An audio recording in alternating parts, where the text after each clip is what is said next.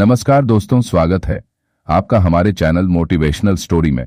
दोस्तों, आज हम आपको एक शिकारी और राजकुमारी की अद्भुत प्रेम कहानी सुनाने जा रहे हैं। कहानी अगर पसंद आए तो प्लीज वीडियो को लाइक और चैनल को सब्सक्राइब करना ना भूलें। तो चलिए दोस्तों, शुरू करते हैं। सुबह का उजाला पहाड़ों की चोटियों को छू रहा था।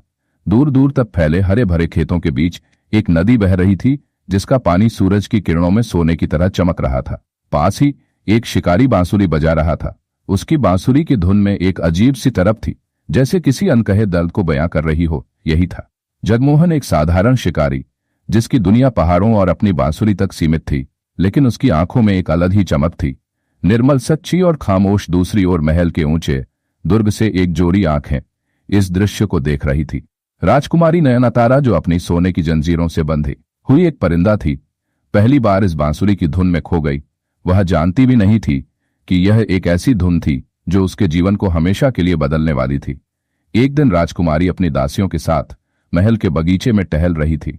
अचानक उसकी नजर बगीचे के पास से गुजरते जगमोहन पर पड़ी। उसने अब तक सिर्फ महल के अंदर ही अपनी दुनिया देखी थी, लेकिन पहली बार किसी साधारण लड़के की सादगी ने उसे आकर्षित किया। कौन हो तुम? राजकुमारी ने पूछा। जगमोहन थोड़ा झिझकते हुए बोला, मैं पहाड़ों में रहता हूं। राजकुमारी ने मुस्कुरा कर कहा, तुम्हारी बांसुरी की धुन बहुत सुंदर है। यह पहली बार था जब किसी ने जगमोहन की कला की सराहना की थी, और यही पहली मुलाकात उनके बीच एक अनकहे रिश्ते की शुरुआत बन गई। समय बीतता गया। हर दिन राजकुमारी नयनतारा किसी न किसी बहाने बगीचे में आती और जगमोहन को पास से देखने की कोशिश करती। कभी फूल तोड़ने के बहाने तो कभी अपनी दासियों के साथ हंसने बोलने के बहाने। धीरे धीरे दोनों के बीच शब्दों की जरूरत ही नहीं रही, सिर्फ नजरें ही सब कह देती थी। लेकिन यह प्रेम आसान नहीं था। राजकुमारी नयनतारा के लिए यह सब किसी सपने जैसा था, और जगमोहन जानता था कि यह सपना कभी सच नहीं होगा। हम दो अलग अलग दुनिया के हैं। नयनतारा, तुम्हारा जन्म एक महल में हुआ है और मैं सिर्फ एक साधारण शिकारी हूं। लेकिन प्यार कहाँ किसी बंधन को मानता है? नयनतारा ने जगमोहन की आंखों में झांकते हुए कहा। प्यार जन्म से नहीं, दिल से होता है। जगमोहन, मैं नहीं जानती कि यह सही है या गलत, लेकिन जब तुम अपनी बांसुरी बजाते हो तो मेरी दुनिया थम जाती है। जगमोहन ने नजरें झुका ली। उसे यकीन नहीं हो रहा था कि राजकुमारी नयनतारा, जिसे पूरे राज्य में उसकी खूबसूरती और शालीनता के लिए जाना जाता था, उससे इस तरह के शब्द कह रही थी। नयनतारा ने धीरे से जगमोहन का हाथ थामा। क्या तुम मेरी खुशी के लिए अपनी बांसुरी बजा सकते हो? जगमोहन ने गहरी सांस ली और अपनी बांसुरी होठों से लगा दी। संगीत की मधुर धुन बगीचे में गूंज उठी। ऐसा लग रहा था जैसे हवा भी रुक गई हो, जैसे समय ठहर गया हो। नयनतारा मंत्रमुग्ध होकर सुन रही थी, लेकिन महल की ऊंची दीवारों के पीछे यह प्रेम ज्यादा दिनों तक छिपा नहीं रह सकता था। महल में एक सिपाही ने राजकुमारी नयनतारा को जगमोहन से मिलते देख लिया था। उसने बिना समय गंवाए इस खबर को वजीर तक पहुंचा दिया। अगले ही दिन राजा विक्रमादित्य के दरबार में यह खबर आग की तरह फैल गई। राजा विक्रमादित्य को विश्वास नहीं हुआ कि उनकी बेटी एक शिकारी से प्रेम कर सकती है। उन्होंने नयनतारा को अपने कक्ष में बुलाया। क्या सुन रहा हूं? राजा का स्वर कठोर था। राजकुमारी नयनतारा ने हिम्मत जुटाकर कहा, पिताजी, मैं जगमोहन से प्रेम करती हूं। दरबार में सन्नाटा छा गया। किसी को यकीन नहीं हुआ कि एक राजकुमारी ने इतनी हिम्मत दिखाई कि राजा का चेहरा गुस्से से लाल हो गया। तुम्हें अंदाजा भी है कि तुम क्या कह रही हो? एक साधारण शिकारी हमारे परिवार का हिस्सा नहीं बन सकता। यह प्रेम नहीं, सिर्फ एक भूल है। अगर यह भूल है तो मैं इसे बार बार दोहराना चाहती हूं। नयनतारा की आंखों में आंसू थे, लेकिन आवाज में दृढ़ता थी। राजा ने गुस्से में फैसला सुनाया, इस शिकारी को तुरंत राज्य से निकाल दिया जाए। अगर वह दोबारा महल के पास भी आया तो उसे मौत की सजा दे दी जाएगी। नयनतारा चीख उठी, नहीं पिताजी, कृपया ऐसा मत कीजिए। लेकिन आदेश जारी हो चुका था। सैनिक जगमोहन को पकड़ने के लिए निकल पड़े। वह अभी तक इस फैसले से अनजान पहाड़ों के पास अपनी बांसुरी की धुन में खोया हुआ था। तभी अचानक सैनिकों ने उसे घेर लिया। राजा विक्रमादित्य के आदेश के अनुसार तुम्हें इस राज्य से निकाला जा रहा है। अगर दोबारा लौटने की कोशिश की तो तुम्हारी जान ली जाएगी। जगमोहन कुछ नहीं बोला। उसकी आंखों में बस नयनतारा का चेहरा घूम रहा था। क्या यह उसकी आखिरी मुलाकात थी? क्या वह नयनतारा को फिर कभी नहीं देख पाएगा? दूर महल की ऊंचाई से नयनतारा देख रही थी, अपने प्रेमी को सैनिकों द्वारा घसीट कर ले जाते हुए। उसकी आंखों से आंसू गिर रहे थे, लेकिन वह कुछ कर नहीं सकती थी। नयनतारा अपनी बालकनी से देख रही थी कैसे सैनिक जगमोहन को घसीटते हुए महल से दूर ले जा रहे थे। उसकी आंखें छलक पड़ी, लेकिन वह कुछ नहीं कर सकती थी। महल के नियम, पिता का क्रोध, समाज की बंदिशें सब कुछ उसे रोक रहा था। नयनतारा की आंखों में कोई शिकायत नहीं थी, बस एक गहरी उदासी थी। वह जानता था कि नयनतारा उसे बचाने के लिए कुछ भी कर सकती थी, लेकिन राजकुमारी होने की बेड़ियां उसे जक रही थी। जब सैनिकों ने उसे जंगल के किनारे छोड़ा तो उसने एक आखिरी बार महल की ओर देखा। उसकी उंगलियां अनायास ही बांसुरी पर चली गई।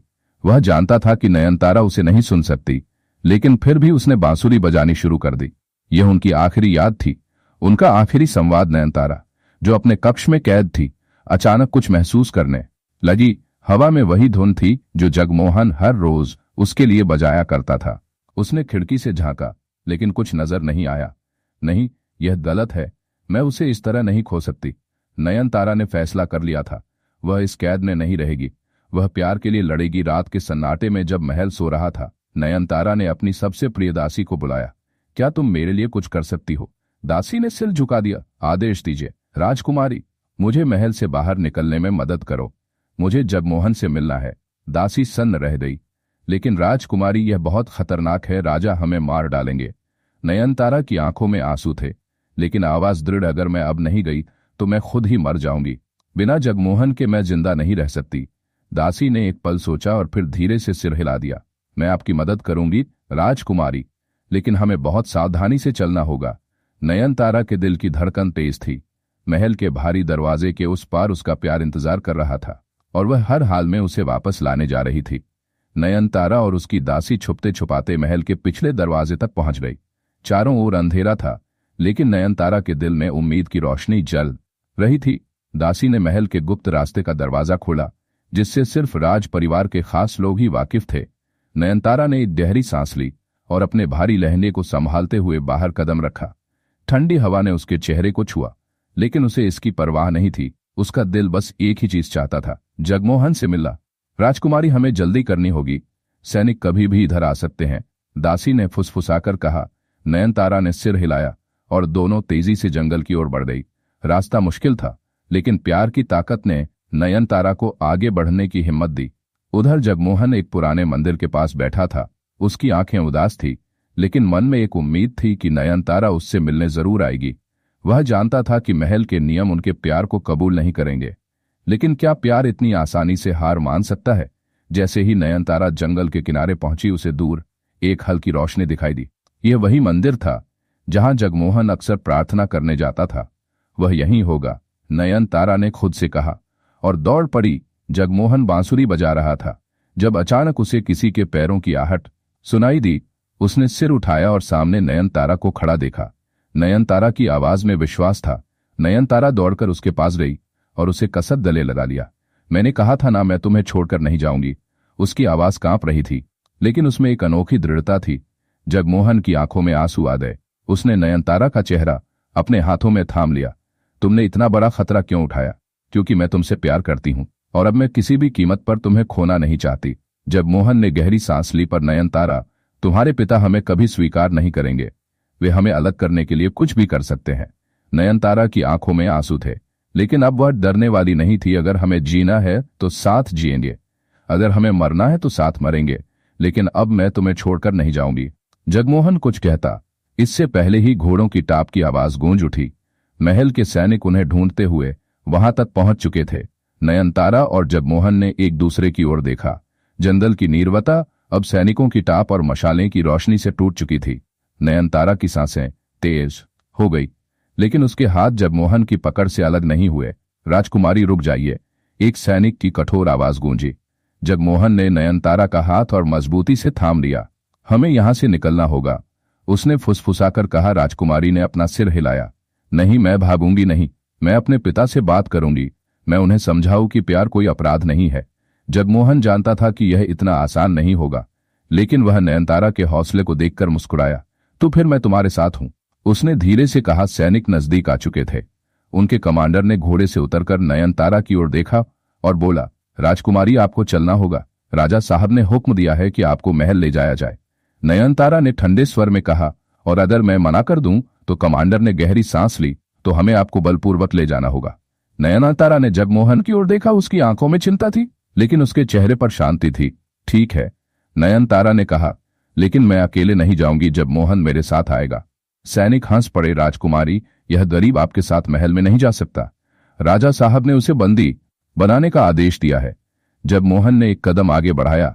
अगर नयनतारा को महल जाना है तो मैं भी जाऊंगा, मैं किसी से नहीं डरता। कमांडर ने इशारा किया और सैनिकों ने जगमोहन को पकड़ लिया। उन्होंने उसकी कलाई पर लोहे की बेड़ियां डाल दी। नयनतारा चीख उठी, नहीं, इसे छोड़ दो, माफ कीजिए। कमांडर ने कहा, लेकिन यह राजा का हुक्म है। नयनतारा की आंखों से आंसू बह निकले, लेकिन वह जानती थी कि यह लड़ाई अभी खत्म नहीं हुई थी। उसे अपने प्यार के लिए लड़ना होगा। जैसे ही सैनिक उन्हें लेकर महल की ओर बढ़े, नयनतारा और जगमोहन ने एक दूसरे की ओर देखा। भले ही उनके हाथ अलग हो गए थे, लेकिन उनके दिल अब भी एक साथ धड़क रहे थे। महल के विशाल दरवाजे भारी आवाज के साथ बंद हुए। नयनतारा और जगमोहन को अलग अलग दिशाओं में ले जाया गया। नयनतारा को उसके कक्ष में बंद कर दिया गया। उस सैनिकों ने अंधेरे काल कोठरी में डाल दिया। नयनतारा का दिल तेजी से धड़क रहा था। उसने खिड़की से झांका, बाहर सैनिक गश्त लगा रहे थे। उसे कुछ करना था। उधर जगमोहन अपने चारों ओर अंधकार और नमी महसूस कर सकता था। बेड़ियों की जकड़ उसे कमजोर कर रही थी, लेकिन उसके मन में केवल एक ही विचार था, नयनतारा को बचाने का। तभी राजमहल में कोलाहल मच गया। नयनतारा के पिता राजा विक्रमादित्य सिंहासन कक्ष में क्रोध से भरे बैठे थे। एक साधारण शिकारी मेरी बेटी के साथ प्रेम करता है, यह अस्वीकार्य है। मंत्री ने धीरे से कहा, महाराज, राजकुमारी के दिल पर किसी का अधिकार नहीं। मुझे कोई तर्क नहीं सुनना। राजा गरजे, उसे फांसी दे दी जाए। नयनतारा के पैरों तले जमीन खिसक गई। नहीं, ऐसा नहीं हो सकता। वह दौड़कर सिंहासन कक्ष में पहुंची। पिता, यह अन्याय होगा। राजा ने अपनी बेटी की आंखों में देखा। तू एक साधारण शिकारी के लिए अपने पिता से टकराएगी? नयनतारा की आंखों में आंसू थे, लेकिन उसकी आवाज दृढ़ थी। हाँ, क्योंकि वह मुझसे सच्चा प्रेम करता है। राजा कुछ क्षणों तक शांत रहे, फिर उन्होंने आदेश दिया, उसे कल सुबह मृत्यु दंड दिया जाएगा। नयनतारा के चेहरे से रंग उड़ गया। उधर कालकोठरी में एक रहस्यमय व्यक्ति जगमोहन की बेड़ियां खोल रहा था। अगर तुम सच में नयनतारा से प्रेम करते हो तो तुम्हें उसे बचाना होगा। उसकी आंखों में देखा, कौन हो तुम? तुम्हारा मित्र। वह मुस्कुराया। अब देर मत करो। जगमोहन को आजादी मिल चुकी थी। अब उसे नयनतारा को बचाने के लिए कुछ भी कर गुजरना था। नयनतारा के मन में उथल पुथल मची थी। वह किसी भी हाल में जगमोहन को बचाना चाहती थी, लेकिन महल के चारों ओर कड़ा पहरा था। समय कम था और वह जानती थी कि उसे जल्दी कुछ करना होगा। उधर जगमोहन कालकोठरी से बाहर निकल चुका था, लेकिन महल से भागना आसान नहीं था। रहस्यमय व्यक्ति ने उसे एक गुप्त रास्ता दिखाया, जिससे वह महल के पिछवाड़े के बाग में आ गया। लेकिन अब सवाल यह था कि वह नयनतारा तक कैसे पहुंचे। नयनतारा ने अपनी प्रिय दासी मंदिका से मदद मांगी। मंदिका बचपन से उसके साथ थी और जानती थी कि राजकुमारी का प्रेम सच्चा था। राजकुमारी, हमारे पास समय बहुत कम है, हमें एक तरकीब निकालनी होगी। नयनतारा ने तुरंत एक योजना बनाई। उसने घोषणा की कि वह अपने पिता से अंतिम बार जगमोहन से मिलने की अनुमति चाहती है। राजा विक्रमादित्य ने पहले तो गुस्सा किया, लेकिन अपनी बेटी की आंखों में दर्द देखकर उन्हें यह अनुमति देनी पड़ी। नयनतारा को जगमोहन के पास ले जाया गया, लेकिन वह अकेली नहीं थी, सैनिक भी साथ थे। जैसे ही वह कालकोठरी में पहुंची, उसे वहां जगमोहन नहीं मिला। दरवाजे टूटे हुए थे और पहरेदार मूर्छित पड़े थे। वह भाग गया, एक सैनिक चिल्लाया। राजा को जैसे ही यह खबर मिली, उनका गुस्सा और बढ़ गया। पूरा राज्य छान मारो, वह बच के नहीं जा सकता। नयनतारा को अब डर लगने लगा था। अगर जगमोहन पकड़ा गया तो इस बार उसे कोई बचा नहीं सकता था। महल के बाग में छिपा हुआ था, लेकिन वह जानता था कि अधिक समय तक वह यहां सुरक्षित नहीं रहेगा। तभी मंदिका वहां आई। राजकुमारी ने तुम्हें बचाने की योजना बनाई है, लेकिन हमें जल्दी करनी होगी। नयनतारा कहाँ है? जगमोहन ने चिंता से पूछा। वह महल में ही है, लेकिन खतरे में है। राजा ने आदेश दिया है कि अगर वह तुम्हारी मदद करती हुई पकड़ी गई तो उसे भी दंड मिलेगा। जगमोहन का दिल तेजी से धड़कने लगा। मैं उसे खतरे में नहीं डाल सकता, मुझे उसे बचाने जाना होगा। मंदिका ने सिर हिलाया। अगर तुमने जल्दबाजी की तो तुम दोनों पकड़े जाओगे। हमें सोच समझकर कदम उठाना होगा। इस बीच राजा विक्रमादित्य ने घोषणा की कि अगले दिन दरबार में नयनतारा की शादी एक शक्तिशाली पड़ोसी राज्य के राजकुमार से कर दी जाएगी, ताकि राज्य की प्रतिष्ठा बनी रहे। जब यह खबर जगमोहन तक पहुंची तो उसके पैरों तले जमीन खिसक गई। नयनतारा किसी और की नहीं हो सकती। अब जगमोहन को न सिर्फ खुद को बचाना था, बल्कि नयनतारा को भी उस जबरन शादी से बचाना था। रात का अंधेरा धीरे धीरे गहराने लगा और इसी अंधेरे में छिपा था। नयनतारा अपने कक्ष में अकेली बैठी थी। उसके सामने एक भारी भरकम विवाह का जोड़ा रखा था, जिसे पहनकर उसे कल दरबार में जाना था। लेकिन उसके मन में केवल एक ही सवाल था, क्या जगमोहन अब भी सुरक्षित है? उधर जगमोहन महल से दूर एक पुराने खंडहर में छिपा था। मंदिका ने उसे बताया था कि महल के बाहर सैनिकों की गश्त बढ़ा दी गई है और अब उसका यहां से भागना नामुमकिन था। लेकिन जगमोहन के मन में सिर्फ एक ही बात थी, वह नयनतारा को किसी और का नहीं होने देगा। रात के तीसरे पहर जब महल में सन्नाटा था, तभी नयनतारा के कक्ष की खिड़की के पास हल्की सी सरसराहट हुई। उसने चौंक कर देखा जगमोहन वहां था। तुम यहां कैसे आए? नयनतारा ने धीमी आवाज में पूछा। उसकी आंखों में डर और खुशी दोनों झलक रहे थे। मैं तुम्हें लेने आया हूं नयनतारा, हमें यहां से भागना होगा, जगमोहन ने दृढ़ता से कहा। लेकिन पूरी सेना बाहर खड़ी है, हम भागेंगे कैसे? नयनतारा ने चिंतित स्वर में कहा।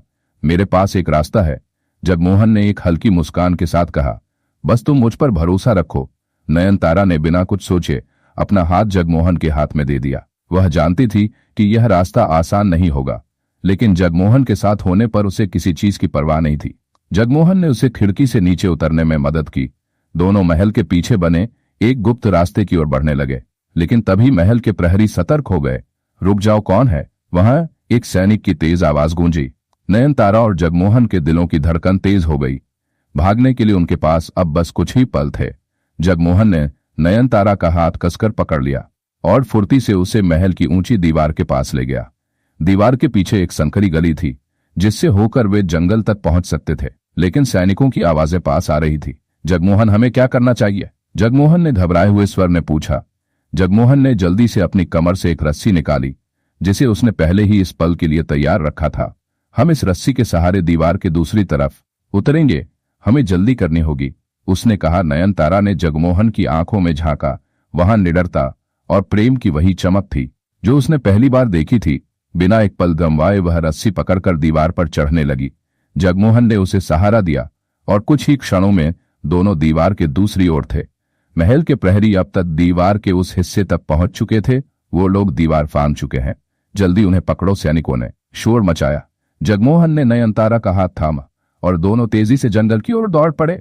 घने पेड़ों के बीच रास्ता कठिन था, लेकिन जगमोहन को हर मोड़ की जानकारी थी। उसने पहले ही एक सुरक्षित ठिकाने की योजना बना रखी थी। हम कहाँ जा रहे हैं? नयनतारा ने सांस फूलते हुए पूछा। एक ऐसी जगह जहां हमें कोई नहीं ढूंढ पाएगा, जगमोहन ने मुस्कुराते हुए कहा। लेकिन महल के सैनिक अब उनके पीछे पीछे जंगल में आ चुके थे। मशाल की रोशनी पेड़ों के पीछे चमक रही थी। वो लोग ज्यादा दूर नहीं गए होंगे, एक सैनिक की कड़कती आवाज आई। नयनतारा और जगमोहन के पास अब ज्यादा समय नहीं था। भागते भागते वे अचानक एक तेज बहने वाली नदी के किनारे पहुंच गए। सामने सिर्फ एक टूटा हुआ पुल था, जो कई सालों से इस्तेमाल नहीं किया गया था। हम अब क्या करेंगे? नयनतारा ने चिंतित होकर जगमोहन की ओर देखा। जगमोहन ने एक गहरी सांस ली और उसकी आंखों में वही आत्मविश्वास झलका जो हमें सुरक्षित महसूस कराता था। हमें यह पुल पार करना होगा नयनतारा, मैं वादा करता हूं मैं तुम्हें कुछ भी नहीं होने दूंगा। नयनतारा ने जगमोहन का हाथ कसक पकड़ लिया। जगमोहन ने उसकी कमर कसकर पकड़ ली और बिना समय गंवाए दोनों उफनती नदी में छलांग लगा दी। ठंडा पानी उन्हें बहाकर दूर ले जाने लगा। ऊपर सैनिकों की आवाजें दूर होती जा रही थी। जगमोहन नयनतारा ने पानी में संघर्ष करते हुए एक दूसरे ने तुरंत एक दूसरे को पकड़ लिया और बहाव के साथ एक चट्टान की ओर तैरने लगे। कुछ देर की मशक्कत के बाद वे किनारे पर पहुंचे। नयनतारा कांप रही थी, लेकिन सुरक्षित थी। जगमोहन ने उसकी ओर देखा। उसकी आंखों में राहत और प्यार झलक रहा था। हम बच गए, उसने धीमे से कहा। नयनतारा ने भीगी पलकें उठाकर उसे देखा। नयनतारा ने बिना सोचे जगमोहन का हाथ कसकर पकड़ लिया। जहां तुम जाओगे वहीं मैं भी जाऊंगी। नयनतारा ने जगमोहन का हाथ कसकर पकड़ा और उसके साथ जंगल की घनी झाड़ियों में घुस गई। तुम सच में मुझसे प्यार करते हो? जगमोहन थोड़ा चौंका, फिर उसकी आंखों में गहराई से देखा। अगर ये प्यार नहीं है तो फिर क्या है? तभी झाड़ियों में हलचल हुई, दोनों चौकन हो गए। जगमोहन ने तुरंत नयनतारा को पीछे किया और खुद आगे बढ़ा। कौन है वह? उसने फुसफुसाकर पूछा। एक बूढ़ा साधु धीरे धीरे सामने आया। उसकी लंबी दाढ़ी थी, हाथ में लकड़ी की एक छड़ी थी। बच्चों, डरने की जरूरत नहीं, मैं तुम्हारी बातें सुन चुका हूं, उसने कहा। नयनतारा और जगमोहन ने एक दूसरे की ओर देखा। मैं तुम्हारी मदद कर सकता हूं, साधु ने कहा, लेकिन उसके बदले तुम्हें मुझसे सच बोलना होगा। तुम कौन हो और इस हाल में यहां कैसे पहुंचे? मैं राजा विक्रमादित्य की बेटी हूं, राजकुमारी नयनतारा। और यह उसने जगमोहन की ओर देखा। उसकी आंखों में स्नेह था। यह शिकारी है, लेकिन मेरे लिए यह मेरी पूरी दुनिया है। बूढ़ा साधु ध्यान से सुनता रहा। हम दोनों अलग अलग दुनिया के हैं, जगमोहन ने आगे कहा, लेकिन हमारे दिल एक हैं। हम भाग रहे हैं क्योंकि अगर हमें पकड़ लिया गया तो नयनतारा को जबरदस्ती किसी और से ब्याह दिया जाएगा और मुझे शायद मार दिया जाएगा। बूढ़े साधु ने उनकी बात सुनकर कुछ पल सोचा। मेरे साथ चलो, पहाड़ों के उस पार एक पुराना हनुमान मंदिर है, वहां कोई नहीं आता, तुम दोनों वहां कुछ दिन सुरक्षित रह सकते हो। नयनतारा और जगमोहन ने एक दूसरे की ओर देखा। यह उनकी आखिरी उम्मीद थी। हमें चलना चाहिए, जगमोहन ने नयनतारा का हाथ पकड़ते हुए कहा। बूढ़ा साधु उन्हें रास्ता दिखाने लगा और वे अंधेरी रात में पहाड़ों की ओर बढ़ने लगे। कुछ देर चलने के बाद वे एक पुराने हनुमान मंदिर के पास पहुंचे। यहां तुम्हें कोई नहीं ढूंढ पाएगा, बूढ़े साधु ने कहा। यह जगह वर्षों से वीरान पड़ी है। नयनतारा ने चारों ओर देखा। यह सच में बहुत सुंदर है। जगमोहन ने बूढ़े साधु को धन्यवाद कहा। आपने हमारी मदद, हम आपके आभारी हैं। बूढ़े साधु ने मुस्कुराते हुए कहा, सच्चा प्रेम खुद अपनी राह बना लेता है, बस खुद पर भरोसा रखना। वह धीरे धीरे अंधेरे में ओझल हो गया। अब मंदिर के आंगन में सिर्फ नयनतारा और जगमोहन खड़े थे। रात और गहरी हो गई और दूर कहीं घोड़े की टाप की आवाज सुनाई देने लगी। नयनतारा और जगमोहन ने मंदिर के अंदर शरण ली, लेकिन उनके दिलों की बेचैनी कम नहीं हुई थी। राजा के सैनिक मंदिर के चारों ओर फैल चुके थे। नयनतारा ने हिम्मत जुटाई और मंदिर के विशाल दरवाजे खोल दिए। सैनिकों ने तलवारें तान रखी थी, लेकिन सामने खड़ी राजकुमारी को देखकर वे हिल गए। राजा स्वयं घोड़े पर सवार थे। राजकुमारी नयनतारा ने आगे बढ़कर अपने पिता की ओर देखा और दृढ़ स्वर में कहा, पिता, मैं अब कोई कठपुतली नहीं बनूंगी। मैंने अपने दिल की सुनी है और यह फैसला किसी विद्रोह से कम नहीं। लेकिन अगर बेटी के प्रेम को विद्रोह समझा जाए तो मैं इसे खुशी खुशी अपनाती हूं। राजा को यह सुनकर गुस्सा आ सकता था, लेकिन उनकी बेटी की आंखों में ऐसा आत्मविश्वास था जिसे वे पहले कभी नहीं देख पाए थे। उनकी नजर जगमोहन पर गई, जो साधारण कपड़े पहने था, लेकिन उसकी आंखों में ईमानदारी और निडरता थी। कुछ क्षणों के सन्नाटे के बाद राजा ने गहरी सांस ली और कहा, अगर एक शिकारी मेरी बेटी को इतना साहस दे सकता है तो वह केवल एक साधारण इंसान नहीं हो सकता। नयनतारा, तुम्हारी मां भी मेरे प्रेम के लिए अपने महल को छोड़कर आई थी और आज तुमने वही किया। नयनतारा और जगमोहन को राजा ने देखा। राजा ने तलवार म्यान में रखते हुए आदेश दिया, हमारा सम्मान प्रेम से ऊपर नहीं हो सकता। मैं अपनी बेटी का हाथ उसके चुने हुए व्यक्ति को सौंपता हूं। पूरा दरबार स्तब्ध रह गया, लेकिन फिर तालियों की गूंज उठी। नयनतारा और जगमोहन की आंखों में खुशी के आंसू थे। उन्होंने मंदिर की ओर देखा। सच्चा प्रेम कभी अधूरा नहीं रहता। उस दिन न केवल नयनतारा और जगमोहन की कहानी पूरी हुई, बल्कि उन्होंने यह भी साबित कर दिया कि प्रेम किसी भी दीवार को तोड़ सकता है। महल में एक भव्य समारोह हुआ और राजकुमारी और शिकारी की प्रेम कहानी सदा के लिए अमर हो गई। उसके बाद राजा ने खुश होकर युद्ध में जीते हुए एक खुशहाल राज्य को शिकारी जगमोहन के नाम कर दिया और उसे वहां का राजा घोषित किया। तो दोस्तों, आज की कहानी यहीं खत्म होती है। कहानी कैसी लगी कमेंट बॉक्स में जाकर जरूर बताएं और वीडियो अच्छी लगे तो लाइक और शेयर जरूर करें। चैनल पर पहली बार आए हैं तो सब्सक्राइब करना ना भूलें। धन्यवाद। मिलते हैं एक नई कहानी के साथ। नमस्कार।